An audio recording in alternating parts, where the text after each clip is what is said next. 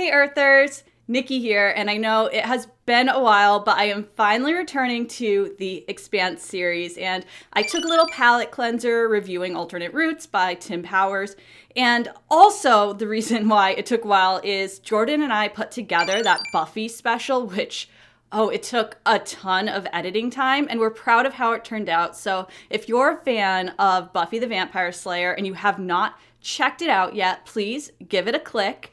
And another reason it has been a while, well, the last reason it's been a while, I'm going to talk to you more about in this mostly non-spoiler review of Cibola Burn, which is book 4 of the Expanse series by James S.A. Corey. So join me around the blue light readers for this episode of iWizard.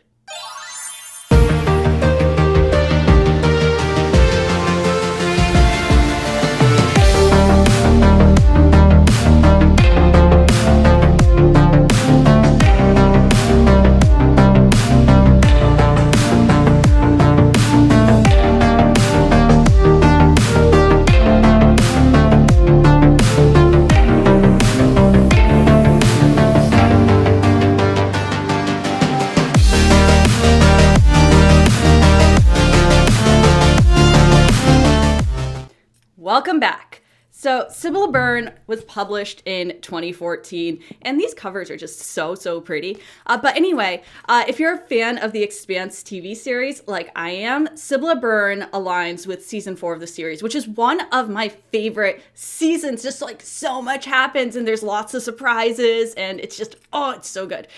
So how does this compare to the TV series? Well, I know you're not really supposed to compare the different formats, but I have to say that I thought the drama on land, on New Terra in the TV series, was done better than that of the book, but the drama in orbit in the book was better than that of the TV series. So there are some differences, there are some different characters, and so if you've seen the TV series, there's still a lot of differences and things to get out of book 4, and now that I have finished 4 Expanse books, I can start to rank them. And so how does this one hold up?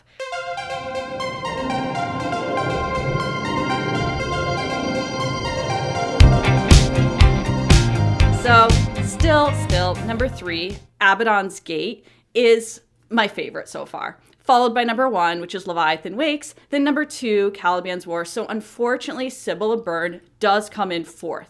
It's not without its faults, but there's a lot of good stuff here. And I'm absolutely not giving up on the series because also I cheated and I took a peek at Nemesis games to figure out what the POVs are. And finally, we get the 4 POVs of the Rocinante crew members. So we get Holden, Naomi, Alex, and Amos. And I am so excited for this. And I have a feeling that Book 5 is quite a bit different from season 5 of the show. And so I'm looking forward to like a true reader experience here. And I wasn't the hugest fan of season 5 of the show for one major reason, which I'm sure a lot of you can guess, and several minor reasons.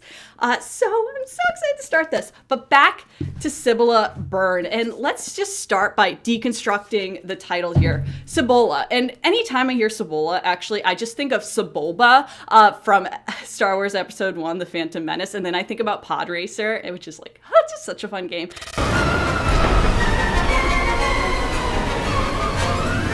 Okay, let's look at the title, Cibola Burn. Where does Cibola come from? So Cibola comes from Spanish and Portuguese legend, and it refers to the 5 cities of gold in New Spain, which is present-day Mexico. And among those cities is El Dorado.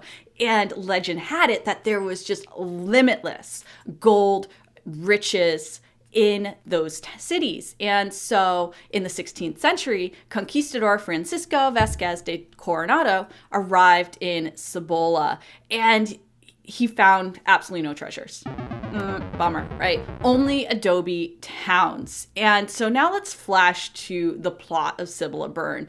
And in book 3, which was Abaddon's Gate, the ring gate opened. So within the ring gate were all these other gates leading to like 1,000 other star systems with at least one habitable planet orbiting them. And so now we have a new frontier of exploration. Okay, so that's the great expanse. The possibility for habitating other planets has just completely opened up. And so now UN and Mars, they're sending probes to the planets, just trying to check them out first. But we have the refugees from Ganymede Station from Book 2, Caliban's War. So if you remember in Caliban's War, Ganymede Station was utterly destroyed. So it left all these people without homes. And so these refugees were the first settlers on the planet Illis. They refer to the planet as Illis, and the UN refers to this planet as New Terra. And the settlers found rich lithium deposits on New Terra. So the UN wants it, and they are trying to go claim those deposits, saying that the settlers have absolutely no right at all to be on New Terra. So things are going pretty bad. And the UN and the OPA decide to send a mediator for the situation. So Avasarala from the UN and Colonel Fred Johnson from the OPA decide to send who else but James Holden as the mediator. So he and the rest of the Roci crew head on out to New Terra. And keep in mind that in Abaddon's Gate, Holden also learned that this ancient, really intelligent alien civilization that created the protomolecule and the ring gate, well, something terrible destroyed them. Okay, so we have that overarching threat now hanging in the air, right? So what destroyed them, and will whatever destroyed them be found on New Terra? And there are just some really beautiful passages in Cibola Burn, and so I'm going to read you some of them. So in the words of James S.A. Corey, passing through a ring into another star system halfway across the galaxy from Earth should be a dramatic moment. Trumpets or loud alarms, tense faces locked on view screens. Instead, there was nothing. No physical sign that the Rocinante had been yanked 50,000 light years across space. Just the eerie black of the hub replaced by the unfamiliar star field of the new solar system. Somehow, the fact that it was so mundane made it stranger. A wormhole gate should be a massive, swirling vortex of light and energy, not just a big ring of something sort of like metal with different stars on the other side. Centuries before, Europeans had invaded the plague-emptied shell of the Americas, climbing aboard wooden ships with vast canvas sails and trusting the winds and the skill of the sailors to take them from the lands they knew to what they called the New World. For as long as 6 months, religious fanatics and adventurers and the poverty-stricken desperate had consigned themselves to the uncharitable waves of the Atlantic Ocean.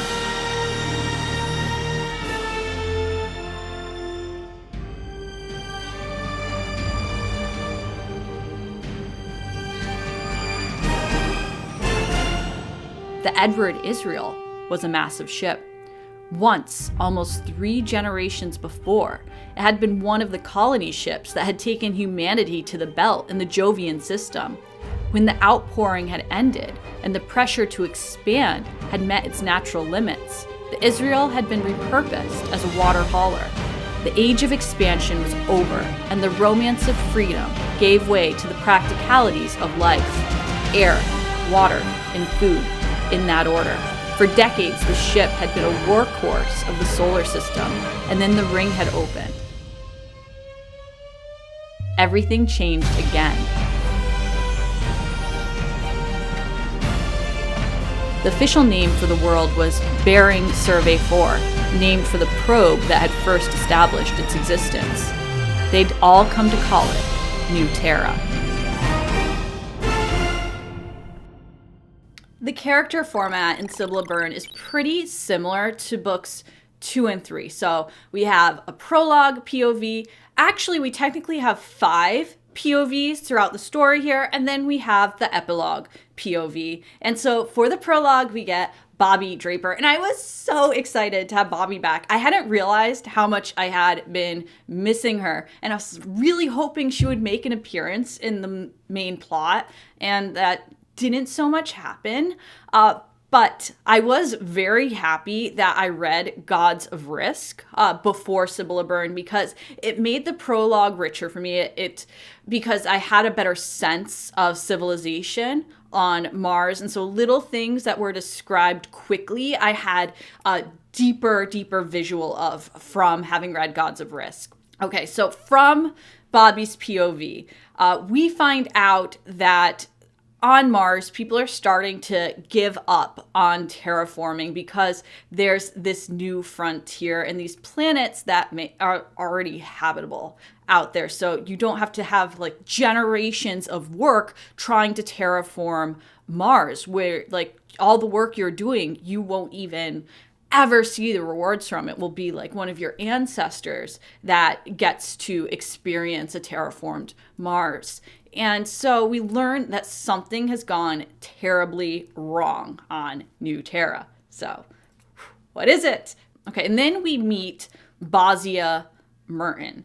And we've met him before. We met him in book 2, which is Caliban's War, and he was Kotoa's father. So remember, Kotoa also had an immune disease, just like May. Okay, so he was friends with Prax. Okay, and then remember that Bozia left Kotoa behind to save the rest of his family because he had a son and a daughter and a wife. So they just left Ganymede without Kotoa. Okay, so there's already that weighing down on Bozia when we meet him at the beginning of Cibola Burn. And this differs quite a bit from the TV series because Bozia is not in the TV series. Instead, we get his wife's POV, Lucia, and she's actually not even related to him in the TV show. We get Lucia Mazur, which is someone else entirely, but she still has the same daughter, and Felicia, but she's married to someone else. So,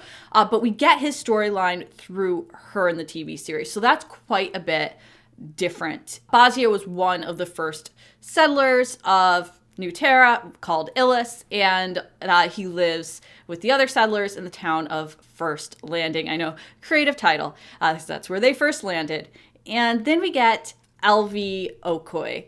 And she is an exobiologist. She works for the RCE, which is Royal Charter Energy. That's the UN group who wants to claim the lithium that is on New Terra because they say it does not belong to the settlers. There is nothing legal that makes it theirs.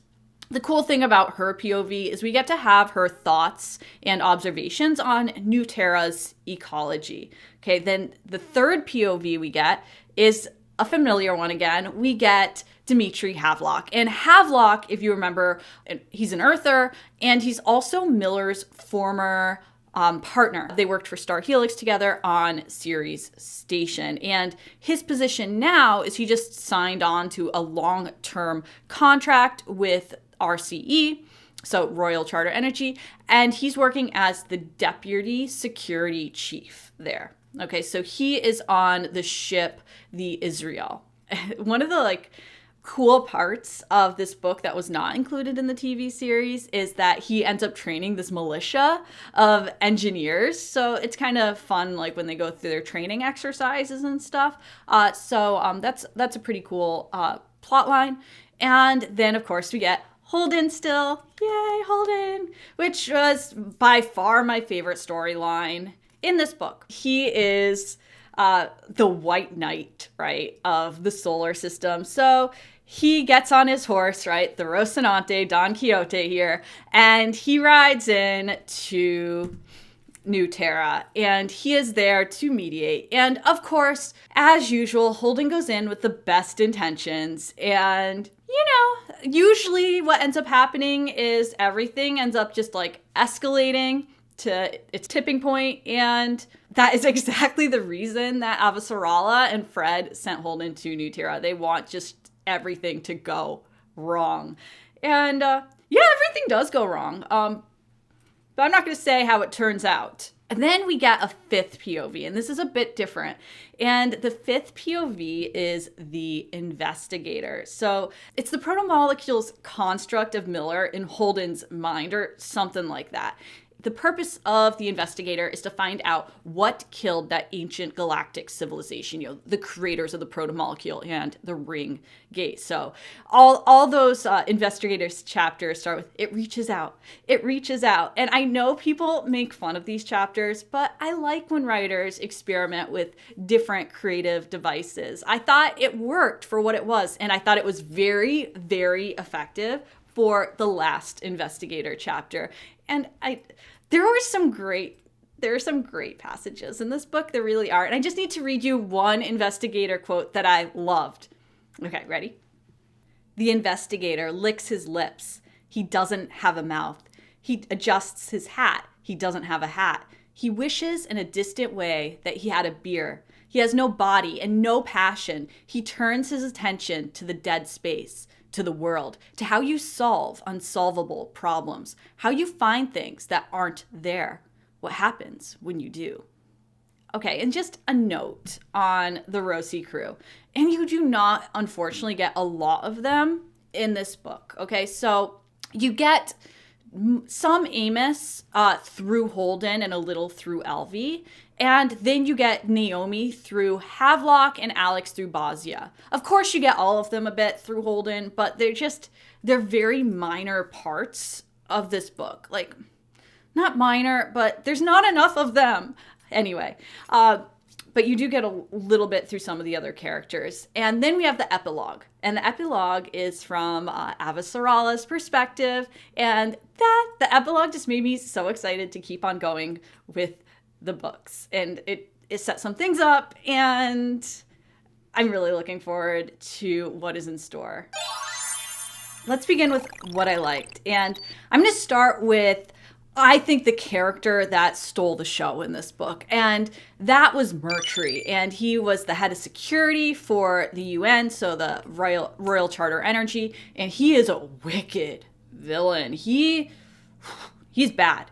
Okay, and he's like described of having like these cold black eyes, and it kind of reminds me of a shark. And as far as fantasy and sci-fi villains are concerned, like, he's up there on my list, like right up there with Quincelel, who's one of like the creepiest villains out there from A Plague of Angels. And oddly, the main character in Plague of Angels is a Bozio, and one of the main POVs here is a Bozia. Similar names. Anyway, I'm sure there's no relation there, but Murtry is just such a wicked bad guy, and he thrives on the lawlessness of the New Frontier, and he does not hesitate to kill to suit his needs and put the UN in position of power so that they can get the riches. And he doesn't care if he dies in the process. He wants to be the conquistador. He wants to be the conqueror of New Terra. He wants to go down in history with his name associated with that. So he does not care who dies in that process. And also, one of my likes in Cibola Burn is that there is just tension layered on to tension. When something goes wrong, something else goes wrong on top of that, and then something else goes wrong on top of that, and it's just like, whoa, that's so many things. So the plotting was actually really, really good in this book. And I'm just so sad that I ruined a lot of the surprises for myself with the TV show, because I think I probably would have liked this book more, because it is very plot driven rather than character driven. It really is. I think I would have liked it more if I didn't know what was going to happen. And I also like that all of humanity settled on Illis, where the lithium was most shallow, like rather than like the place that made the most sense for humanity to survive. So then they're already starting out in this bad situation where they're like essentially settled in a desert. Okay, so kind of like the American Southwest. So also, Cibola could be referring to that region of New Mexico as well, which is rich in copper and turquoise. I don't know exactly where the authors got the title, but something like that. And so the other thing I liked is So they go into like the geophysics, a little bit of Illis, a little bit. So like Illis rotates in 30 hours. So there are 30-hour days. I want 30-hour days so badly. I could get so much done if I had a 30-hour day with like a normal work day, but then I could do like other things. Oh, that would just be amazing. Anyway.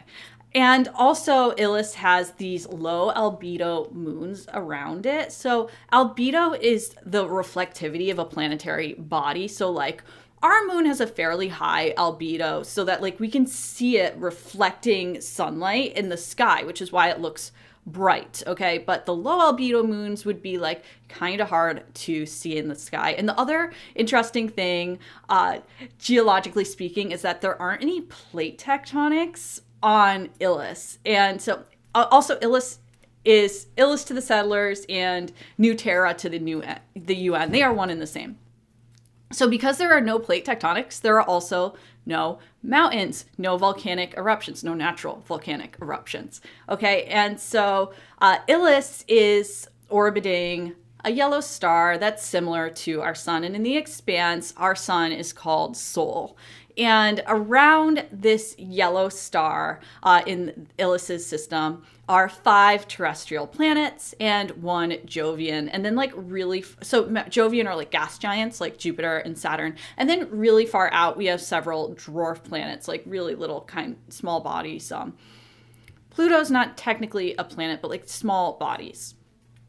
And Illis is in the Goldilocks zone. And in astronomy and in biogeochemistry, the Goldilocks zone is that magical, habitable zone where it's not too hot and not too cold, but the conditions are just right to have liquid water on the surface. And when we're looking for possibly habitable planets, that's really our main condition, because we're like, all right, if there's liquid water on the surface, then the planet could, and if the planet's around the right size to have the right atmospheric pressure, it could likely sustain life. And the entire planet of Illis is devoted to mining. And so I like that Miller, Ghost Miller, Protomolecule Miller, whatever you want to refer to him as, refers to the planets like Illis as basically just gas stations that feed the grid. So this alien civilization had entire planets, because remember, they could access other stars through the ring gates,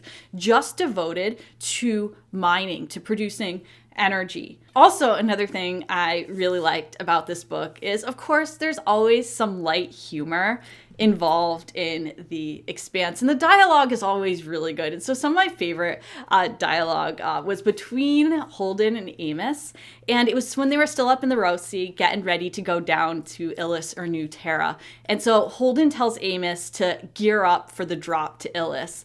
And so, of course, Amos starts like laying out combat armor and weapons, and Holden's like, what's all this?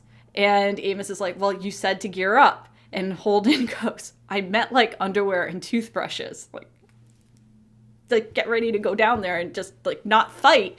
So anyway, I liked that. And I really did enjoy these Holden chapters, and I found myself like just really reading for them, like looking forward to those Holden chapters. And I liked that he was a little more reflective in this book, and he had some reflections on his past in like the military academy for the Navy, and how he kind of reflects on the difference between unconsciousness and sleep. And because he is sleep deprived at one point in this book. And also we get a little teeny tiny clue about Naomi's past. We get a 1-line clue about her past. So look out for it. I'm not going to tell you what it is, and I'm sure it's going to be important for book 5. And also, I thought the end of chapter 14 was really gripping when Holden meets Bosnia for the first time. But let's get into what I did not like. And this is a slightly longer list than usual. Okay, now here's the third reason why it's taken me a while to put out a review. And it's because it took me a long time to get through the first half of this book. And I don't know, I hate to use the word bored because it sounds like really lame, but I couldn't get into it. And there was a lot of like action going on. It wasn't for like a lack of plotting. And one of my favorite types of sci-fi is planetary sci-fi, where new worlds are explored. And there were some like cool organisms introduced in this book through Alvi when she's like going around kind of like taking notes about the ecology. And I don't know, I think my problem was twofold. First, I already knew the broad strokes of the events that were going to happen from the TV series. And so if you don't have much more beyond that carrying you through a story, it's really hard to read through it. Because, secondly, the characters were just blah in this book. I'm sorry to say that, but they just were. They were just these thin, not really well fleshed out characters, not really compelling characters. And she's not even really very likable or likably unlikable. Like, Murtry was an excellent villain. Like, I liked him more than a lot of the other characters just because he was interesting.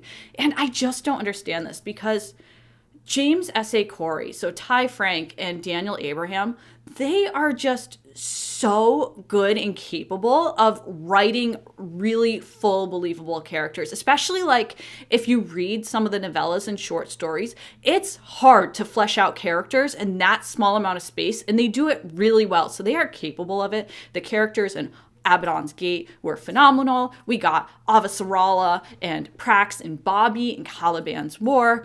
Miller, I thought, was fantastic in Leviathan Wakes. Holden was a little thin in Leviathan Wakes, but he's been filling out. But I don't know. I just don't get it. The characters were kind of just in this book. And so, let's see. Bozia, he was like kind of whiny and like constantly feeling sorry for himself, and he was kind of pretty weak overall. He was not super fun to read about.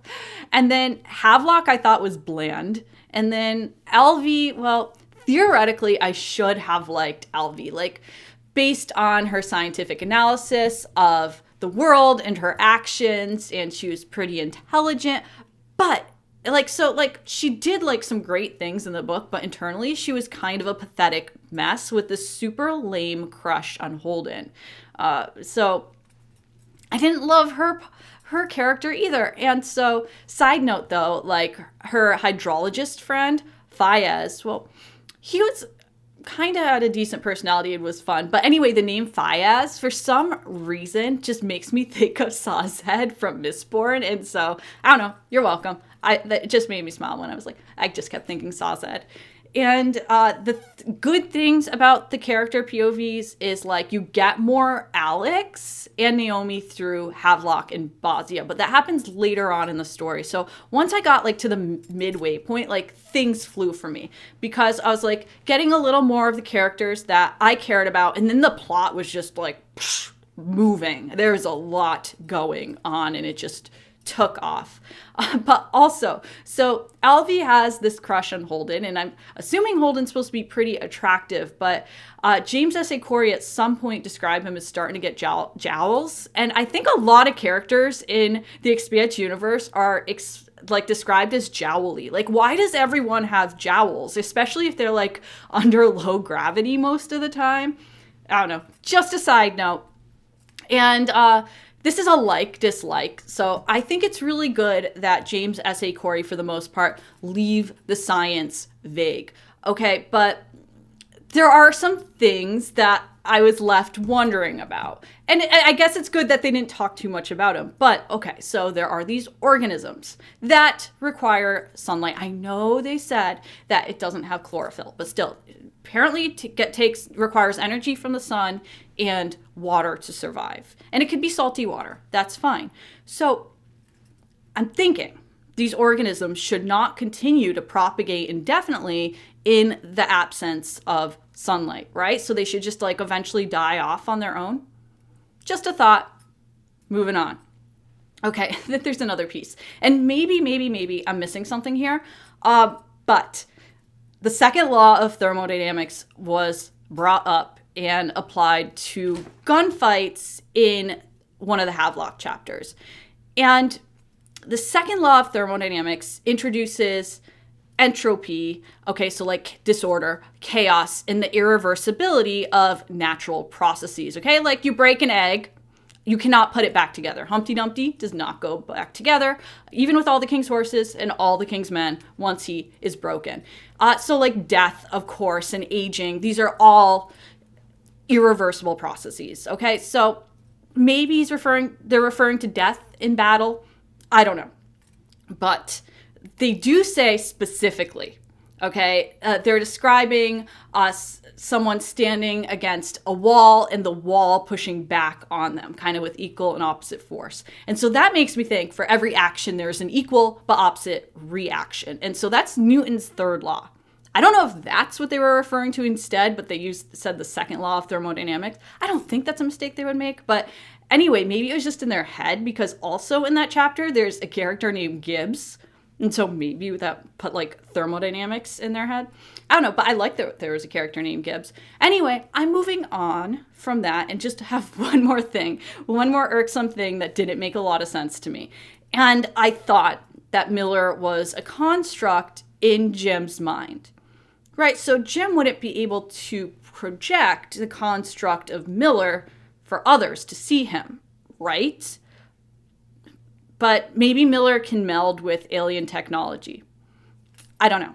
But there was a thing that happened that I didn't expect to happen that confused me a lot, and maybe it confused you too. Maybe you have thoughts on it. But I'm going to wrap up on my dislikes because I know they get like nitpicky and stuff. So ending dislikes, moving on to my rating. I'm going to quickly go through my ratings without a ton of detail and explanation. So for story, I rated it an 8.5 out of 10. So after, like, there are like little glimmers in the first half of the book that I found like really gripping and exciting. But for the most part, I didn't love the first half of the book. But the second half was just, the plotting was excellent and it just moved. Everything picked up. And just the amount of stuff that James S.A. Corey came up with to happen on top of, like, just thing on top of thing, event on top of event, tension layered on tension, like, really masterful. Okay, so story, I'd say the ending saved it. The latter half saved it, 8.5 out of 10. So characters... it would have been even lower than this if it wasn't for Murtry. I'd rate it a 6.5 out of 10. It probably would have been like a 5 out of 10 if it wasn't for Murtry, because the investigator was creative and kind of interesting. I liked the Holden chapters a lot, but the other 3 POVs I didn't really care for. And that's not good. They were just basically were there to drive the plot forward. Really, the only positives I found with some of the characters were getting the glimmers of Naomi through Havelock or Alex through Bozia. And also, I did like learning a little bit more about the world through Elvie, but otherwise, their characters were just so-so in this book. The prose was kind of on par with like Leviathan Wakes. So it was a solid 8 out of 10. It was fine prose, but like the prose in Abaddon's Gate and Vital Abyss was just, wonderful. And what happened? Like, where did it go? It was just so good. There are like brilliant passages in Cibola Burn, but overall, the prose was just clear. It was fine. Originality, I rated a 9.5 out of 10. They're just...